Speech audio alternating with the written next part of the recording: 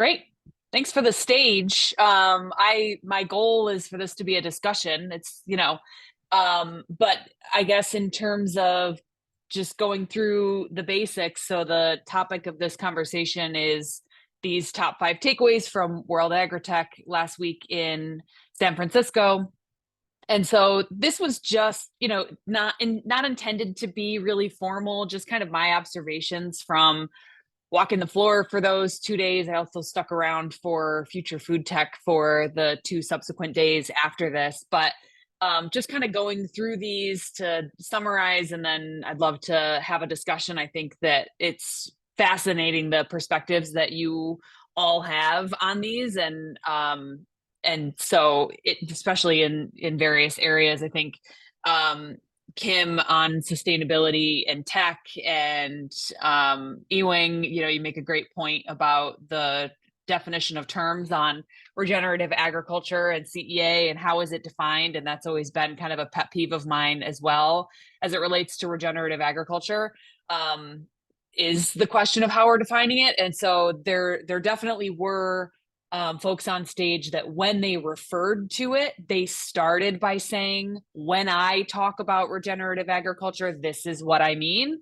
which I think is an important baseline to set because it does mean a little something different to everyone. But I wanted to start with this first point here. And before we hit record here, we were chatting, and before folks came on, we were chatting a little bit about some of the interruptions that have started to happen at some of these ag events, right? Where you've got literal people screaming from the audience. And so this guy that stood up on the morning of day 2, I think he approached it in a really graceful way, but waited until it was an open Q&A in one of the sessions and said, hey, I spent a number of years working in extension and being that kind of conduit to the farmer conversations, which is key, right? For those conversations to be had. But he made the point to say that farmer, that key stakeholder that we're spending these 2 days, really 5 days, when you think about the animal ag tech leading into World Agri-Tech and Future Food Tech, that farmer that we're all talking about is not here.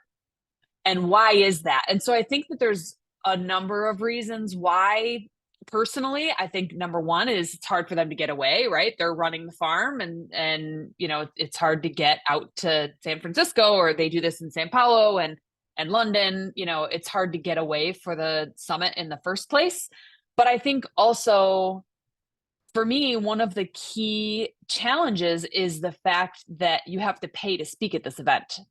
And so why would the farmer pay to speak when they're the topic of conversation, right? That shouldn't some hands be extended to some of the key voices of the farmer that has the boots on the ground to make sure that voice is heard and permeated throughout the discussions? And there were a couple instances where folks were on stage and they were kind of wearing dual hats, right? Where they worked for a major organization and also iFarm. But that's a different perspective too. So I think that's one of the main reasons why that's continuing to be a challenge for events like this, when it is a pay to play scenario to get up on stage. It changes the tone of the conversations. And there was one conversation as well between 2 folks that it was so staged, it was really off-putting. Like, it was 2 major brands that were speaking to each other. That was the whole panel discussion. I don't even remember what the topic was because it was so distracting that they clearly had a script that they had set for how they wanted to kind of feature each other. And it was just, there was nothing valuable that came out of that conversation because they clearly had just rehearsed the whole thing. And it was, I'm going to make you look good like this, and you're going to make me look good like this, and then we're going to walk off stage. Sound good? Yep. And they didn't take questions from the audience, so it's a question of the way that the event is formatted in the first place that I think is an opportunity to avoid this kind of thing, right? The echo chamber in future events, and making sure that the right voices are on stage. Well, So I'm just going to I was going to say, I got a lot, a lot written down here Yeah. about this one So too. how do you want to go through this, Andrew? Like we could discuss each of these as we go through, or I can I kind of summarize like and kind of high just level so at it's each kind of one. fresh, I mean, just again, keeping this informal too, because I mean, just Yeah, first of right. all, I mean, I'm always solution oriented, and one of the things when I read this, I'm thinking, when I go to the North Dakota events and I go to those massive chamber events, they have association heads there. There'll be the head of the soybeans and the corn folks, and I'm thinking, if you're going to spend the money, you're going to have one person get there, at least have one person that can be that voice for the community and that Mhm. representation.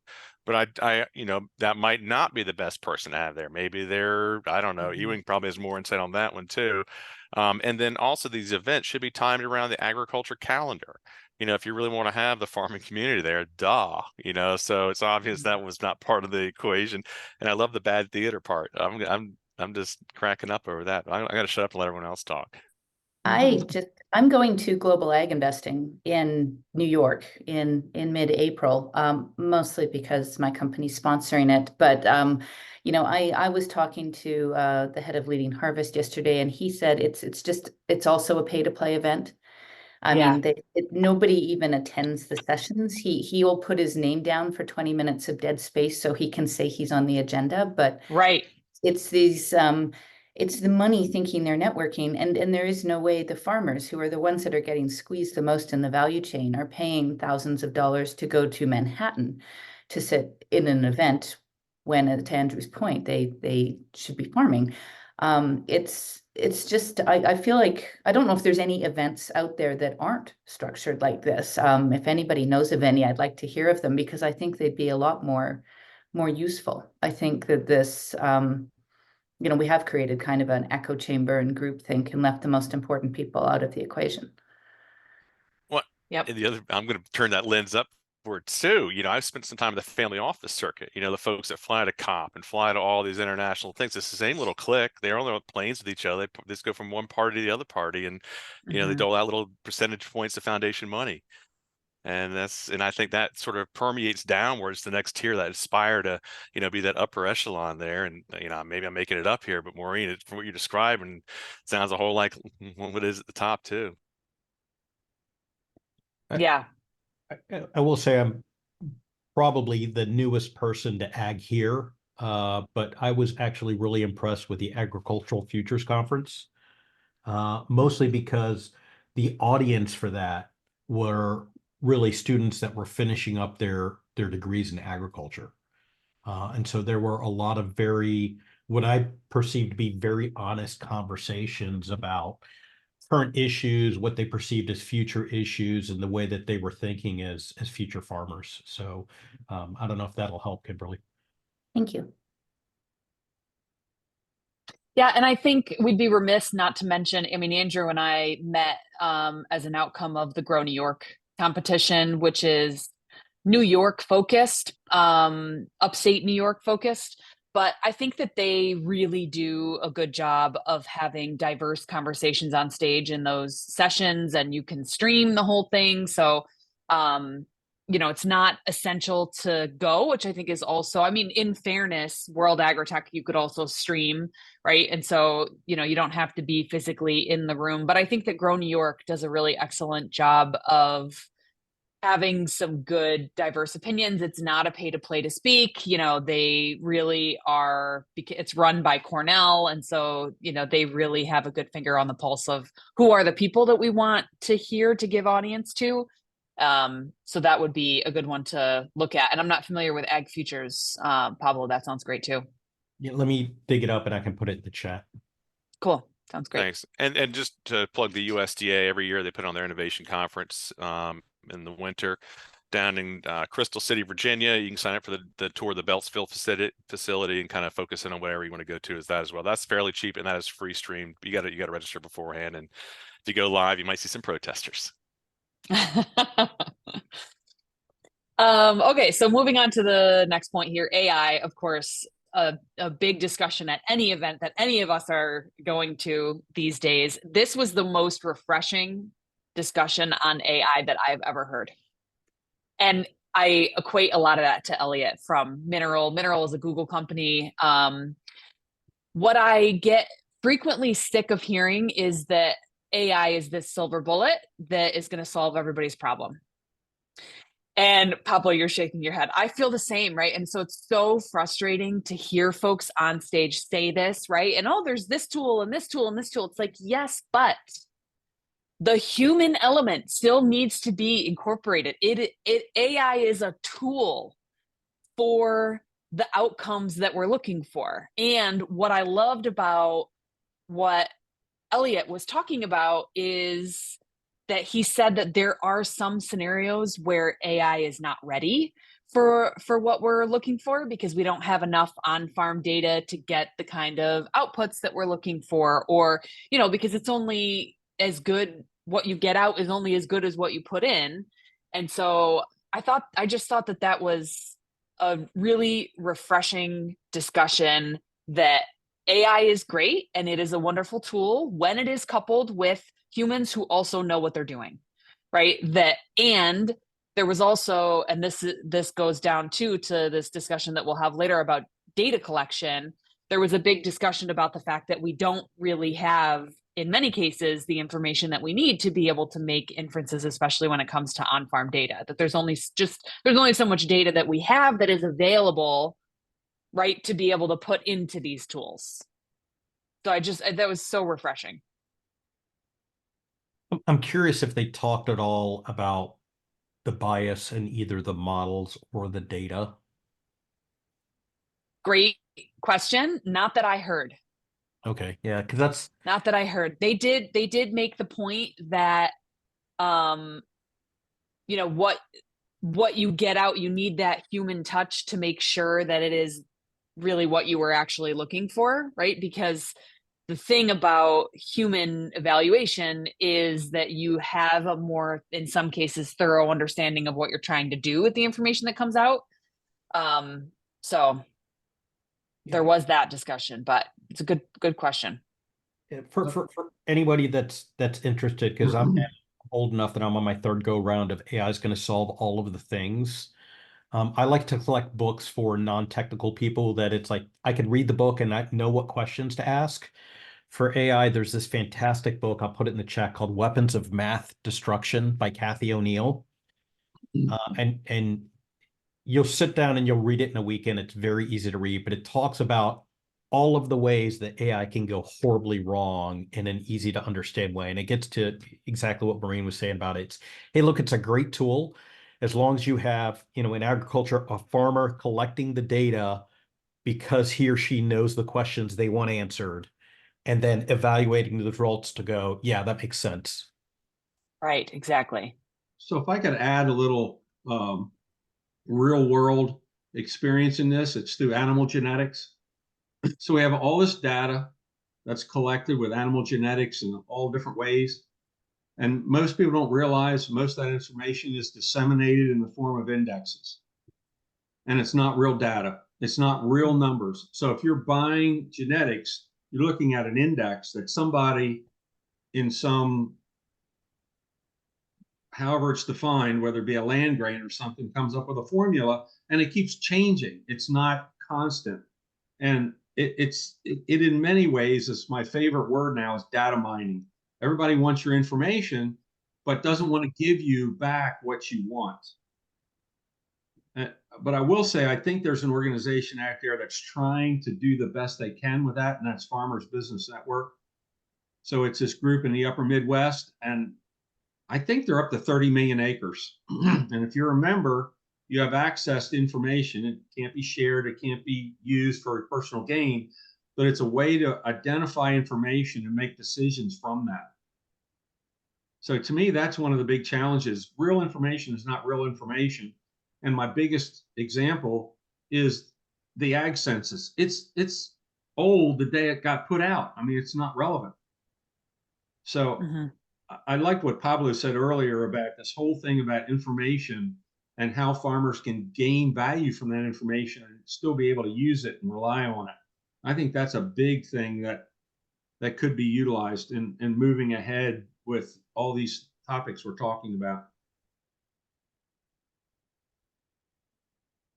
Yep. Anybody else have thoughts on that? Yeah, Ewing, I'm curious, the Farmer Assistance Network, do they are they kind of like a middleman where they're actually providing data as a revenue stream for farmers, and so they're paying the farmers and then selling that data to the tech companies that want to build models based on them, or use them for precision ag? Or is it mostly just they're doing analytics and then providing reports back to the farmers? So just to clarify, because I'm not sure everybody heard, it's Farmers Business Network. And it was started by someone who used to be in the agricultural extension world at the University of Maryland, moved out to, I think, Montana State, and correlated with a bunch of people that realized data was the big problem. So I'm a member. I can't really use it because I'm not in their network, but it's a buyers group. It's an information group. It's all these things that they're trying to give farmers what they need to make decisions. I can't really tell you how the information is used or not used, whether if you supply information and it's utilized, you get a check back. I don't know all the ins and outs, but I think it's a really good start to a really good concept that, and that's just in the grain world. I mean, if you get into the beef world, if you get into the vegetable world, it's all these little big giant microcosms, I don't know, micros. It's not the whole picture. That it can be done in each one of those entities. and unless it's controlled by small players like the poultry industry, because I'm sure they have their own information that they probably don't share with each other because they don't like each other very much, because they're all in competition. But they all have their own data set that makes them successful. And that, to me, that's the big future of all this, is taking data, analyzing it, and really putting it to use to help the end user, or not the end user, the original user is the farmer, to help them, or the producer, to get that farm gate price raised. Because right now we're going through the biggest paradigm shift in agriculture that we've gone through since the 80s. Very few, if anybody, producing food this year is going to make any money at all. It's very bad. And unless we go back to zero interest, which probably isn't going to happen, this is going to last a while. So the really smart people are going to redefine themselves and either start new enterprises or reorganize what they're doing to try to gain that value. Yeah, and I think that's an interesting place where sustainability comes in, is an opportunity to differentiate, right? And so there were some discussions, this is not an original idea, right? There were some discussions about this, and even from these voices themselves. Whole Foods, I don't think said this, but like Kraft Heinz did, to say that what opportunity we have is to pull this, these sustainability efforts from the farmers, so that we, like, for example, Whole Foods has their own definition of what is regenerative agriculture, and you have to meet that criteria in order to be able to list regenerative grown on your packaging. So you have to prove it in order to be able to end up on their shelf as a regenerative product. To that point of our discussion earlier about how is regenerative defined and so on. But that pulling from the retailer, I think, does give the farmer an opportunity that does want to be ahead of the game, to lean more into sustainability, to have some demand, right, and differentiation. And so I thought also this point from Jess Newman at McCain, I thought was also interesting, is she said, hey, this is I'm supportive of regenerative ag in general. I think it's important for sustainability, and all of the basics that everybody says, right? It's good for the environment. I want to support it. But her point too, I think, was well made, in the sense that she said, hey, I want to support regenerative ag from the McCain perspective too, because it strengthens the future supply chain. And so she talked a lot about supply chain, which I thought was also interesting. But I think the big issue there, which I reference here, right, is that the challenge is that to embrace these sustainability efforts is not as simple as I put a different seed in the ground, right? It is making capital investments to make changes.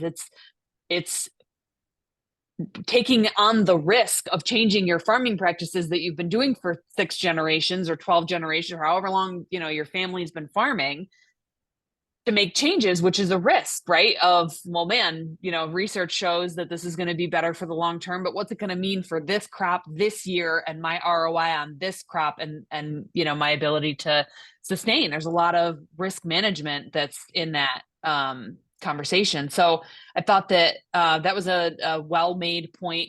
And to my note here about, like, there were retailers there, Whole Foods was there at the show, and there were Sprouts had a voice as well, again, paid to be up there, as they should. But there really wasn't a lot of conversation about that supply chain and ecosystem, right? Of farmer to processor to retailer to consumer. It was a lot of like farmer to consumer, sort of missing the middle, and how important that is as well, and the capital investments that need to be made all throughout that supply chain to help support consumer demand, and in some cases drive it too, right? Because the more we're exposing the consumer to practices like regenerative agriculture and what that means, the more they're going to want to support it, because the fact is the consumer does, data research shows that the consumer does want to support sustainable, but they don't want to pay more for it. So where's the money going to come from, right? Where is the capital investment going to come from that allows the farmer to be more sustainable, to go through that ecosystem, because they don't have the margins to rent that investment? That really hits home for me. I mean, and we're not just talking about asking farmers to take on more risk. We're asking them to put $3 or $4 million an acre into a glass house in order to save water, for example. But I really think that downstream pull is critical. And I think it will come less from retailers wanting to cater to consumer preferences, because as much as consumers say they want to support sustainable, to your point, Maureen, they're not going to pay for it. Right. The farmers can't pay for it. We've been in a position where we're sitting with partners who are operating greenhouses, and our investors are saying they need to report on their water use, they need to report on their carbon footprint, they need to show that they're reducing it. And they just simply don't have the resources to do that. Exactly. So I think that supply chain resilience is hopefully going to be what drives that, risk mitigation, capital, what have you, back up the supply chain. And to the point that I think you made, Pablo, that like no one who's growing food is making money right now. Or sorry, was that Ewing? And you're in different places on my screen, but that's just not a sustainable situation, literally, for humankind. And we need to figure this out. But sustainability it's a great term, and our investors love it. But the reality of implementing it is just really, really challenging. So if I could just maybe connect a couple of dots together. So even under the best of circumstances, again, looking from an outsider, it seemed like really the finances for farmers was either you were trying to find a way to burn the money so you didn't get killed on taxes, or you were pretty much out of business because the loans you had to take and the crop just didn't work out. One of the other things that farmers deal with is the number of regulatory agencies that come back and ask for data. And there are at least 3 big problems with that. The first one is that they're asking for too much data given what the regulators want to know. That's the first problem. The second problem is every time they come and ask for it, they want it in a different format. Right. And both of those things lead to farmers spending more time gathering data for regulators than they spend farming. So that's not good. And then the third one is that once that data is collected by the government, it now becomes public domain, which means everybody gets to use it for free, including our competitors.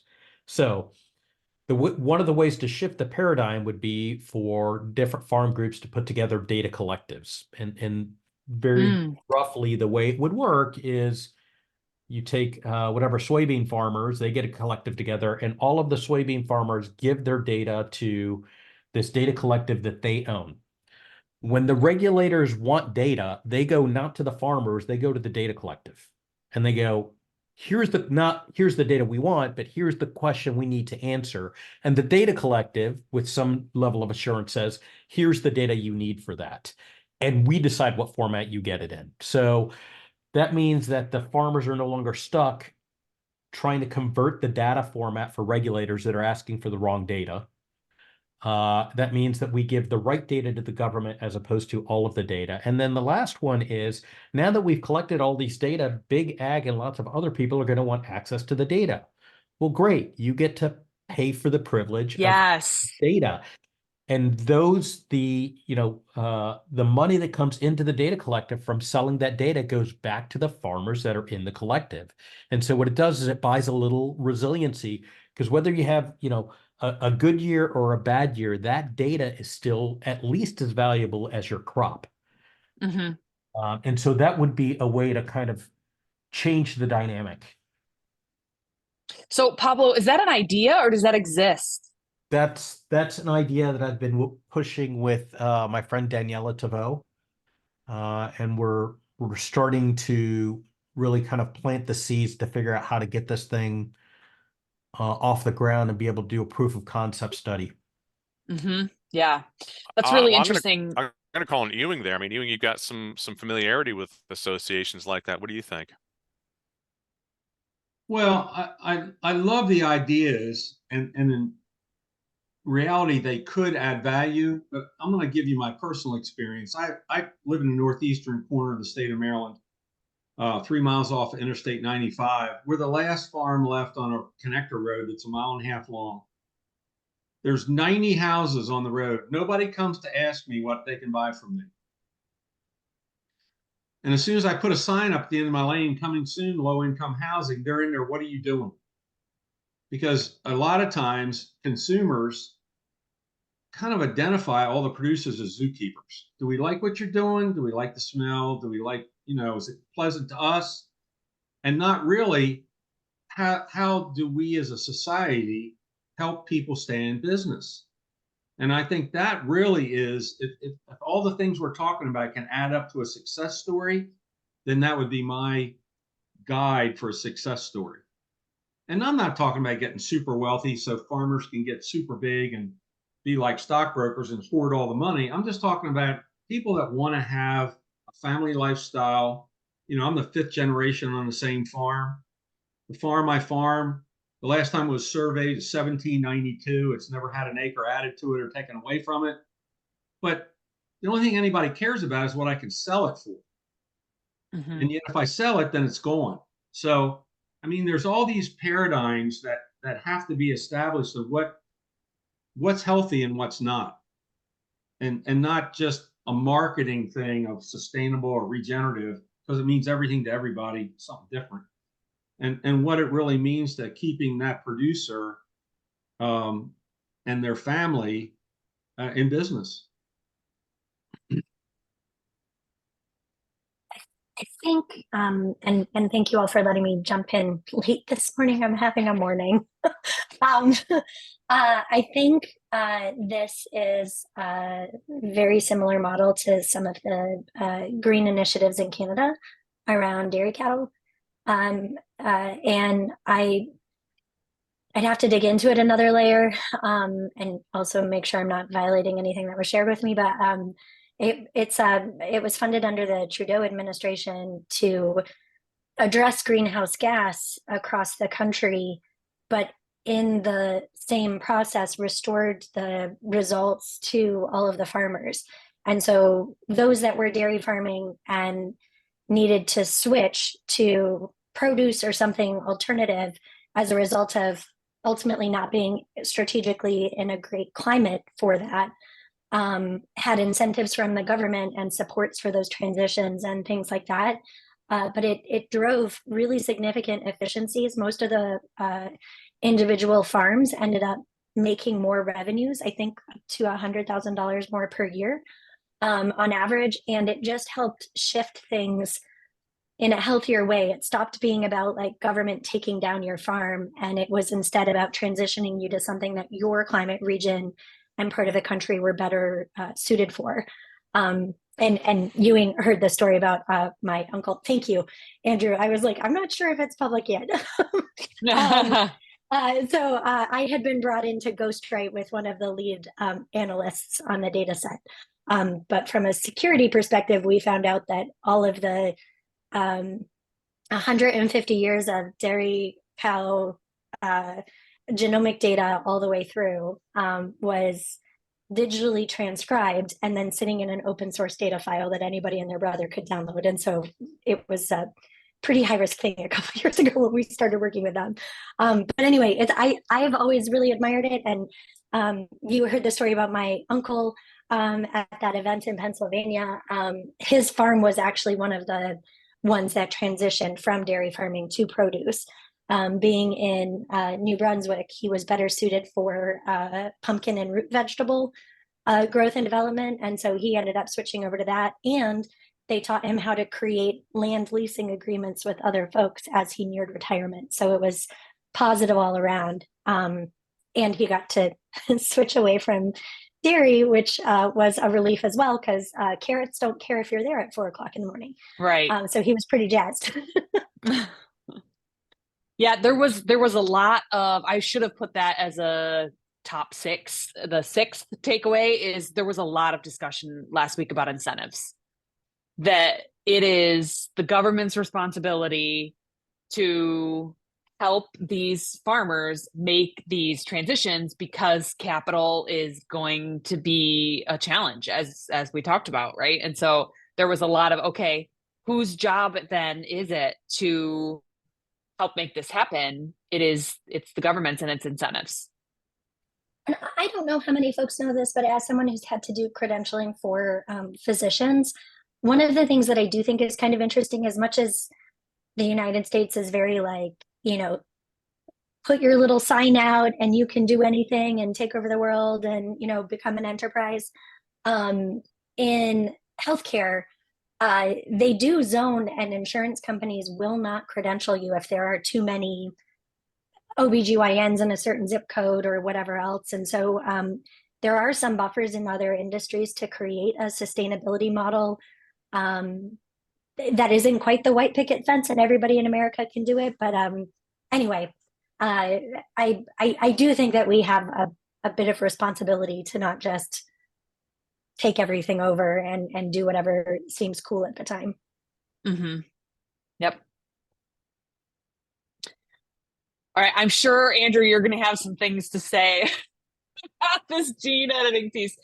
I don't know a lot about gene editing, to just full transparency. But it was a big topic of discussion over World Agri-Tech. And the thought that occurred to me was, what is the difference between gene editing that everyone is so excited about and GMO, which no one is excited about, right? That the consumer does not want. So for that's all I'm going to say about this piece. I'd love to hear what the rest of the room thinks. We'll just call it transgenetics. We're just moving little switches around, or we're putting things together. But, my view is well known is that we can't selectively breed our way out of climate change. We don't have the time. And when I went on that Beltsville tour, I went and talked to the tomato guy, and they put this trait in a tomato he was so proud of. They're talking about how many years. It was 9 years of selective breeding to get this tomato. I'm like, well, why don't you just use CRISPR? And he's like, well, consumers wouldn't buy it. Mm-hmm. Okay, great. You had 9 years then. What if you don't have 9 years? What if you only got 9 months? We got to really get behind that. So, and I'm going to go on a little bit of a rabbit hole here as well. Back in 2016, I was at a crop insurance for dairy conference, and the speaker brought up this term called flash drought. And I'm like, never heard of a flash drought. What is a flash drought?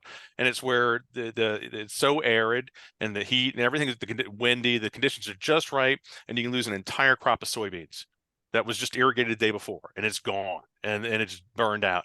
I'm like, wow. So I started going into all the NOAA briefings and all the webinars and following along.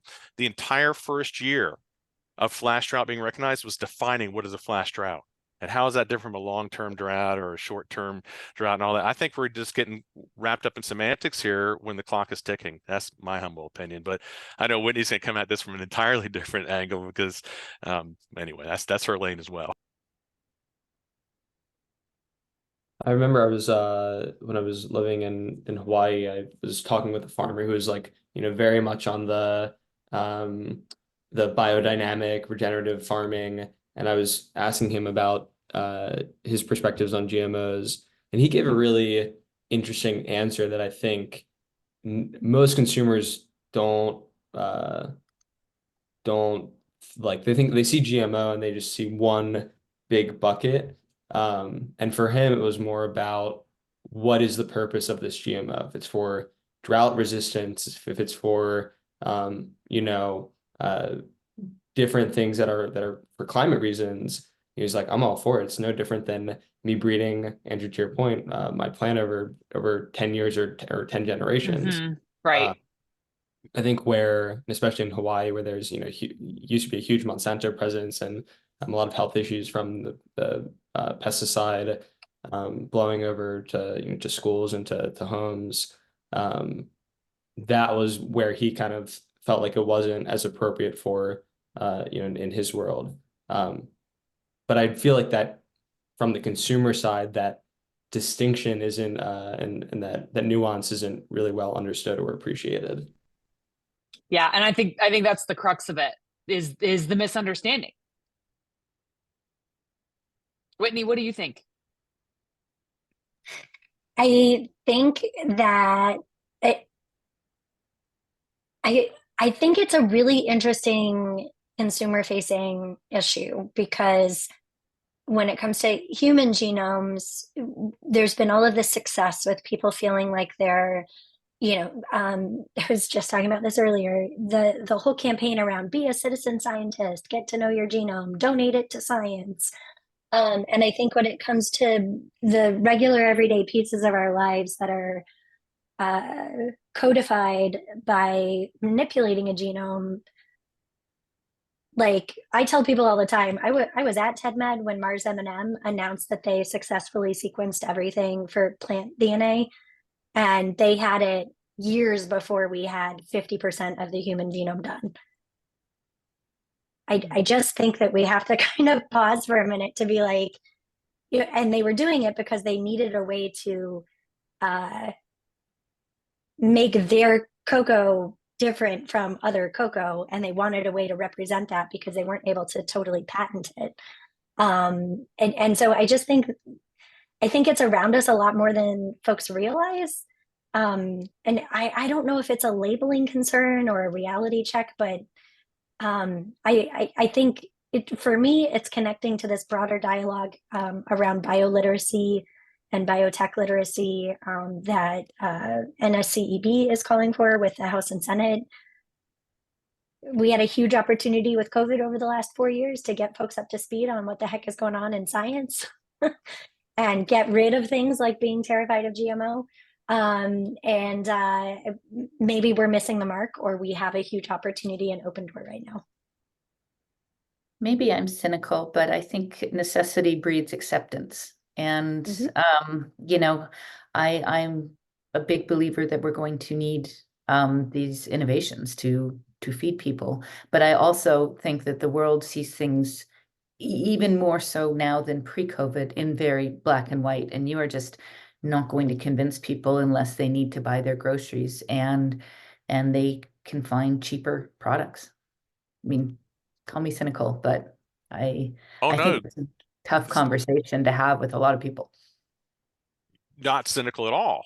One time I asked our chief underwriting officer when I was at the bank, why don't we assign a premium to a farmer who's gone through the organic certification for their land? He goes, well, people get hungry. It doesn't really matter if it's organic or not. They're going to buy the cheapest food that's out there. So why give it a premium on a long-term loan? Like, yeah, that makes sense. But Pablo, I'd love to hear this, because this is a prime wedge issue that our adversaries can use against us.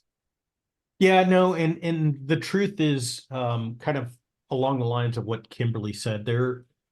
One of the ways that we were able to push to get the Ag ISAC going was by pointing out that food security is the primary area of competition between nations in the next 10 to 20 years.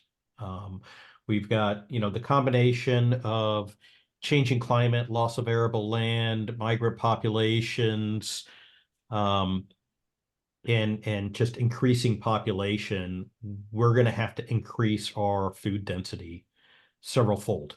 And we're just not there. So, again, necessity is going to be the mother of invention. I think people will accept that they're gonna have to buy GMOs. They're gonna have to buy gene edited crops if they want to eat. And I think it's going to go away. But part of the problem, and this goes back to a discussion that Maureen started earlier about what do these terms mean? I think the agricultural industry really needs to sit down and come up with standard terms. And I know that there are a bunch of these nonprofits that come up with these, made up labels about fair trade this and fair trade that. What does that actually mean? But there is a gross misunderstanding in the consumer population as to what it means when you eat something that's organic. What does that actually mean? Or, free range, or insert your favorite label. Right. And so really the industry has to do a much better job about coming up with standard terms, defining those terms, and then educating the customer. There was a really, really great 60-second spot from the U.S. Department of Agriculture talking about GMOs. And they laid out this very simple argument about, hey, listen, we've been genetically modifying organisms by crossbreeding plants since, we were raising crops. This is the same thing.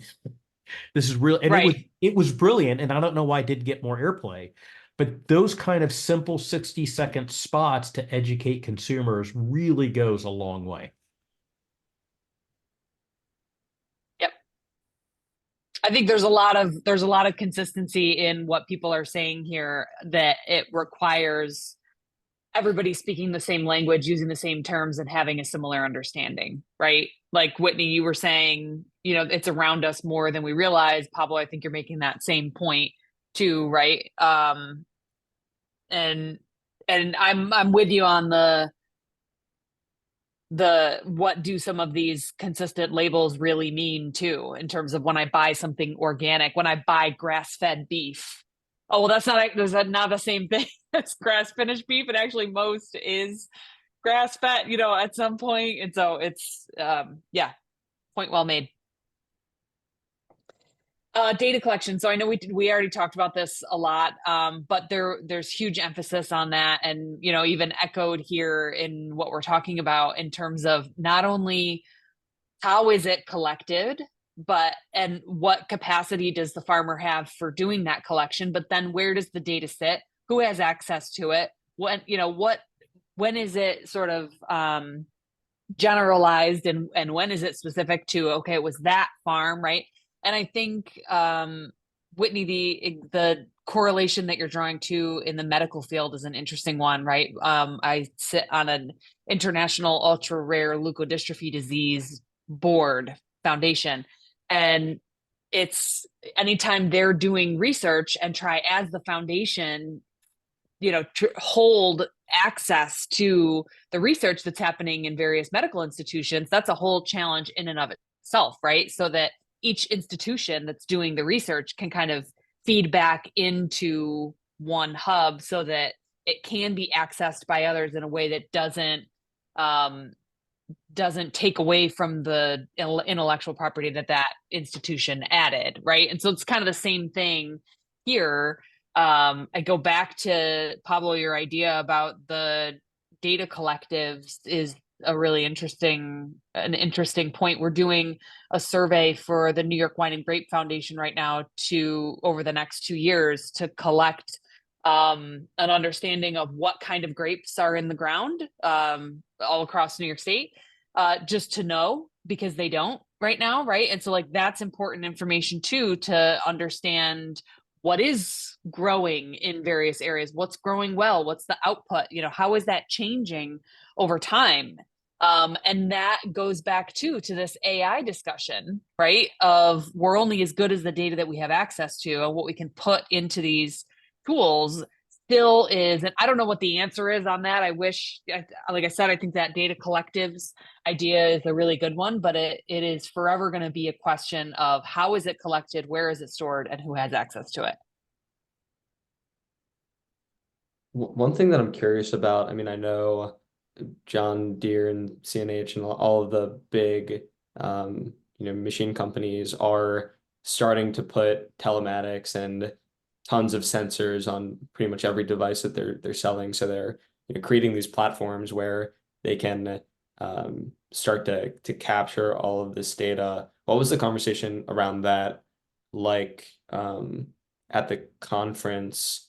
Especially when it comes to this kind of data collection issue, the data sovereignty issue of who owns the data and who gets paid for it.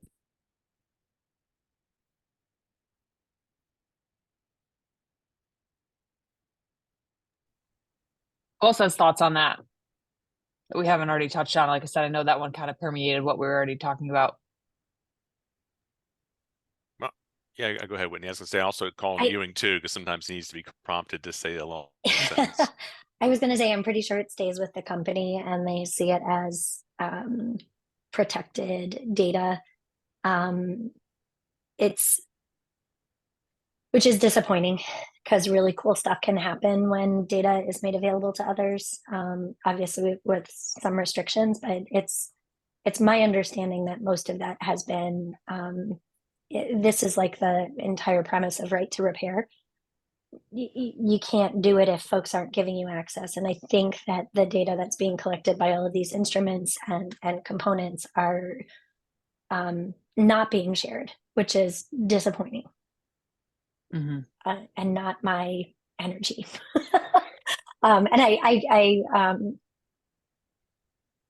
I know from a very dear friend of mine, his pacemaker data, he was trying to program on his own and see the results because he wanted to be able to essentially micromanage himself. But he wanted to be able to, on a day that he was more active and eating healthier, he wanted to be able to see those results more frequently than a quarterly scan at a tech office.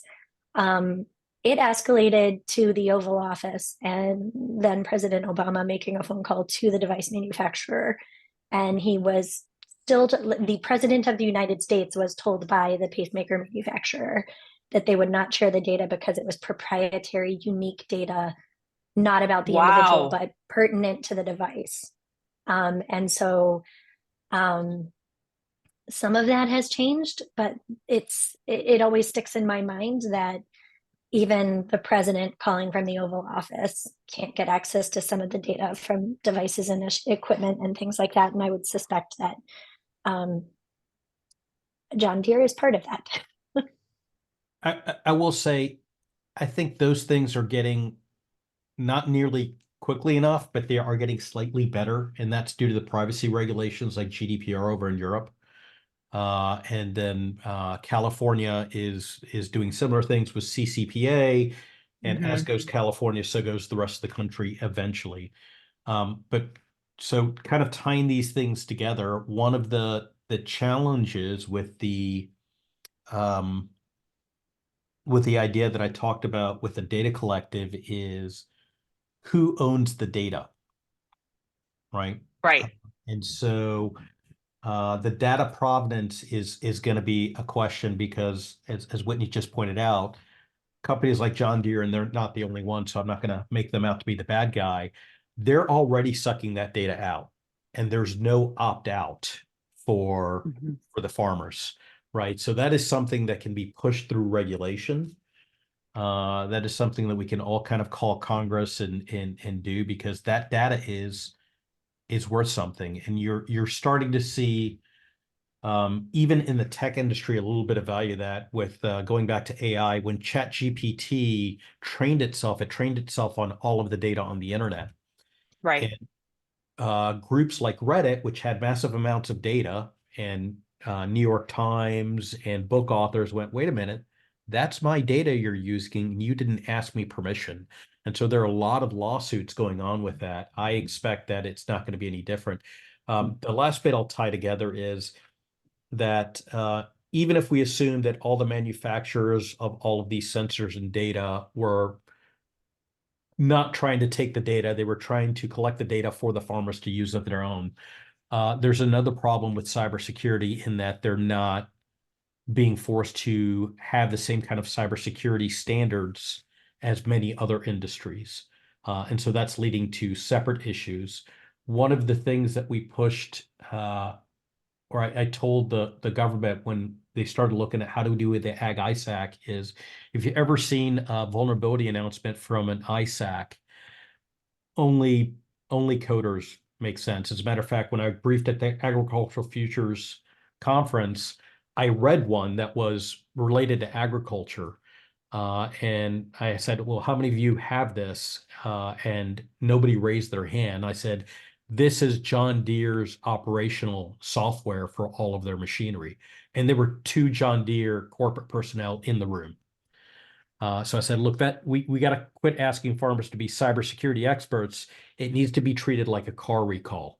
I buy a thing, I register for the warranty. When there's a vulnerability in a tool that I use, whether it's a sensor I put in the ground or in the milking machine or whatever, I should get notified via email going, hey, bring your thing in for service, or call your dealer to bring it in for service. So all these things are kind of tied together, and you can't solve one without making progress on the others.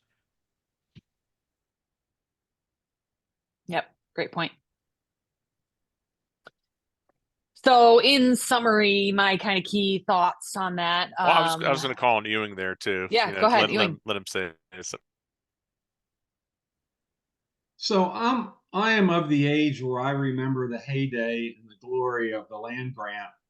And I hope everybody understands what that is, but I'm not going to take another 5 minutes explaining it. But the land grant institution is what built agriculture in America and made it the envy around the world for productivity and efficiency.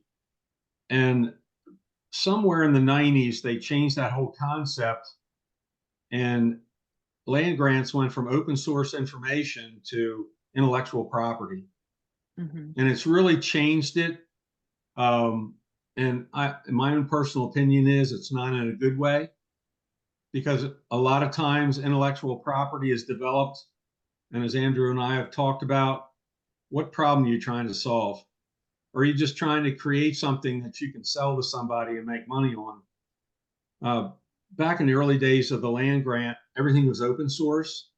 Farmers could take it and innovate it and use it and would share it with each other, and really had huge impact on the efficiency of what our production system is today. And in many ways, that's kind of been taken out of the hands of the user. And a lot of the information that comes out isn't really useful to us anymore. And I think that's something that along this whole discussion needs to be recognized and at least talked through.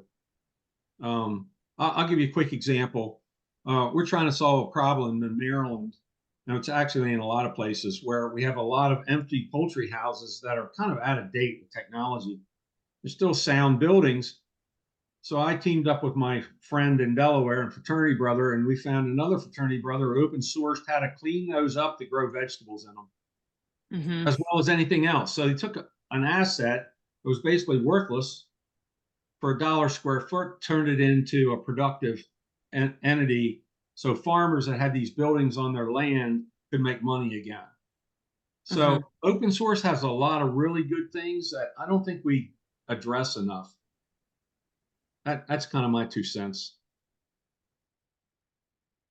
Yeah.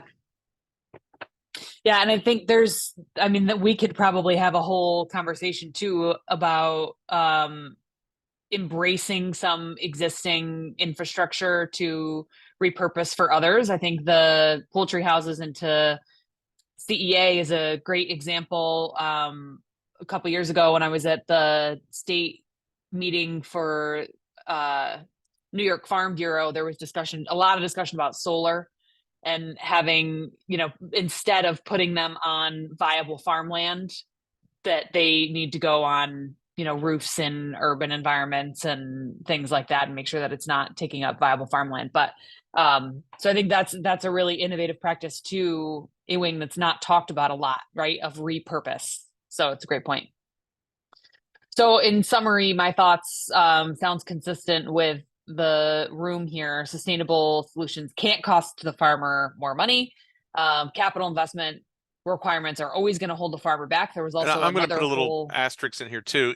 I've been thinking this entire time about sustainability. For me, the real sustainability, if we want to fulfill the definition of it on an agricultural level, is making sure that the farmer benefits more. Whether it's making the inside leaner, whatever that thing is. Sustainability means that farm, like Ewing's, can stay in the generational whether it's the family, Yep. the manager, whoever takes that over. That, for me, that's the easiest measure. Is the farm still operational? Mm-hmm. Yep. And to that point, consistent definitions, right? So that we understand what that means when we're talking about sustainability. There was also some continued discussions at the summit last week about capital investment as it relates to that the niche ag investment community can kind of be responsible for some of the early stage stuff, but we really need like general investors in the investment community to come in at later stages to just make more capital available to the ag community in general for pushing these innovations. Grower relationships with brands and retailers, that I'm going to whole jump in again concept. too. I want to go Yeah. back to that point. Kim and I talked about this yesterday. The entire capital investment into agriculture is misguided because they assume a technology or some other chemical engineering type of outcome, a 5, 7, 12-year return, strip the chassis clean and move on. And the RBIC, the Rural Business Investment Companies, was created by the USDA to be a conduit to the rural and ag communities to do so. And as it was described to me by Matt McKenna, they are stacked in such a way that there is follow along, but they still are run by people that have a venture lens on what they're doing. So I still kind of sort of question it, and they haven't been around long enough to see if that model actually works. And I would love to see a place where ag investment, your returns on production increase over time, or demand or whatever those things are, but you share in the same profit line margin long term. But this whole short term, Yeah. turn it over, that doesn't work. Mm-hmm. Yep. The brands and the retailers have this opportunity to pull. Sounds like everybody's on board with that. And that like this was I can't remember if this came out of the guy that stood up in the morning of day 2, and said this is an elitist group and nobody's talking to the farmer. I think it was that plus some of the other points made in other discussions that who do the farmers trust, who is a really important voice, who also was not on stage, right? Is organizations like Farm Bureau, individuals who are working at Extension that have that finger on the pulse because they have the direct relationships with the farmers. So that's it.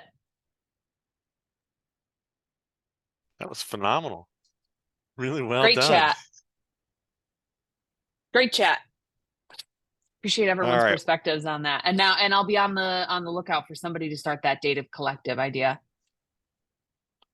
And one last before I hit stop on the recording, what about you do you want to plug, Maureen? Because you're a lot more than just a reporter that goes and flies to San Francisco to cover a conference. Who are you? What do you do?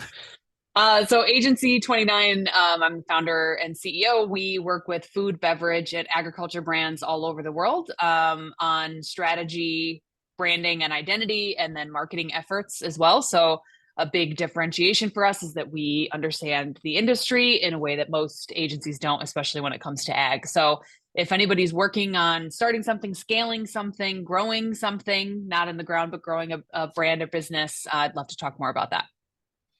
And the company we intersected over is a bovine genetics company that spun out of Grow New York, and then it got passed to me to get them through the National Ag Innovation Challenge, and that was and Ewing, Kara, Dr. Wells.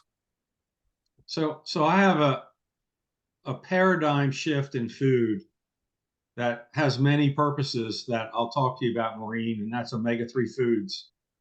I mean, we're trying to grow salmon on land, and we can take aquatic plants and feed them to pigs, and we'll have omega-3 bacon. So I just think this whole concept of really changing the food we eat with healthy fat is going to be far more successful than a lot of other things. Work with a dairy farm in Lancaster, Pennsylvania that's actually selling omega-3 milk. When they first started bottling the milk, they bottled no fat, 2% in whole milk. The moms that bought there said, we don't want the junk. We want the whole fat milk. If it's got omega-3 fat in it, we want our kids to have it. So there's all this huge potential, not only with healthy food, but taking the nutrients in the environment, growing aquatic plants in them and feeding the animals and producing healthy food and lowering methane production. So I'm not getting any traction. I tried to sell it for 5 years in Maryland, and everybody says, "Oh, you're so nice." I'd love to talk more about that. I grew up on a dairy farm, so dairy has a special place in my heart. I'm speaking next week at the Northeast Dairy Business Innovation Summit in Albany. And so it'll be interesting to hear if omega-3 comes up there as well, but I'd love to talk more about that. I'll reach back to you. Great. Sounds good.